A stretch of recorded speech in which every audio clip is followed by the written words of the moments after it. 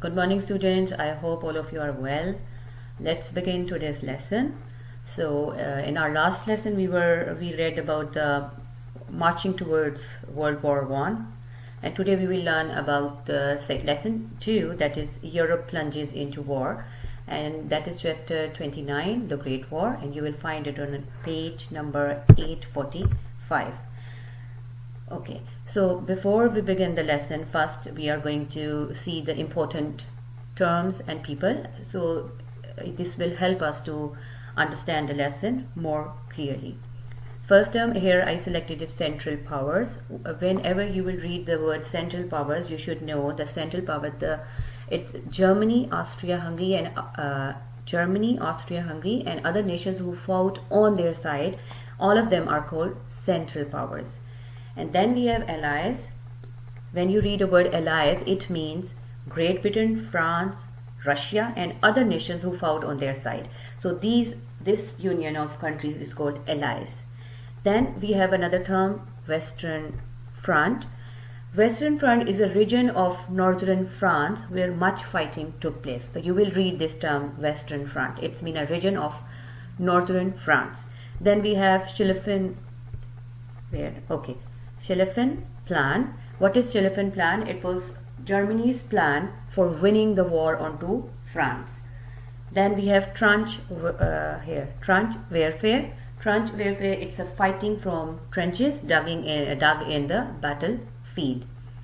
And the last term we have is the Eastern Front, going along German-Russian border where much fighting took place. So Eastern border is the region that is along the German-Russian border. Okay, so here we begin. The first topic is the Great War begins. The system of alliance turned the war between Austria-Hungary and Serbia into a wider war. Russia moved against Austria-Hungary. It figured that Germany would support Austria-Hungary, so it moved troops against Germany as well. Germany declared war on Russia. Soon after, it also declared war on Russia's ally, that is France. Great Britain declared war on Germany.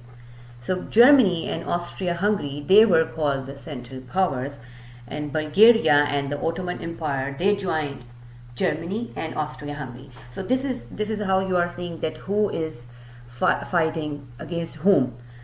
So here we see the names that who is fighting against whom. So you see that France, Britain, and Russia, they were called the allies, and German, Austria-Hungary were called the Central Powers, and they were late joined by Italy, which broke with Germany, Austria-Hungary. So you should know what is Central Power, what is ally, and who is fighting against whom.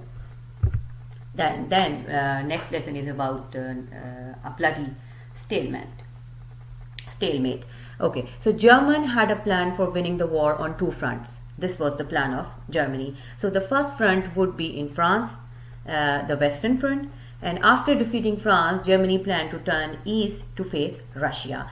And this Schiffel plan, as we read in the beginning, that what was Schiffel plan? That Germany, it was a Germany plan for winning the war on two fronts. So according to this plan, because of this plan, it called for a rapid push through France and a quick defeat of that nation, and then it attacked on Russia. So after the German army moved almost to Paris, however, French defenses strengthened and stopped them in September 1914. So after the German army moved to Paris, what happened? The French defenses strengthened and stopped them in September. Both sides became bogged down in bloody stalemate. Soldiers dug deep trenches into the ground. So here you will see how the soldiers dug the trenches, and trench warfare began. So this is how the trench warfare began, and when soldiers left the trenches to storm enemy lines, they faced powerful new weapons, and this is very horrible. Like what type of weapons they face? Machine guns, tanks, poison gas, and large pieces of artillery, and all of these weapons, they killed hundreds of thousands of soldiers. So that's why it is called a bloody stalemate. Then we have the battle on the Eastern Front. The war on the Eastern Front showed more movement at first, but it was equally destructive.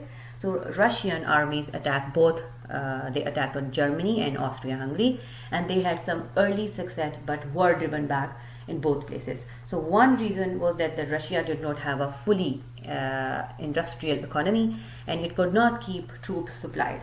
And meanwhile, the other allies were unable to ship supplies to Russian ports. Still, but if you see, still Russia had a huge population and could send millions to war.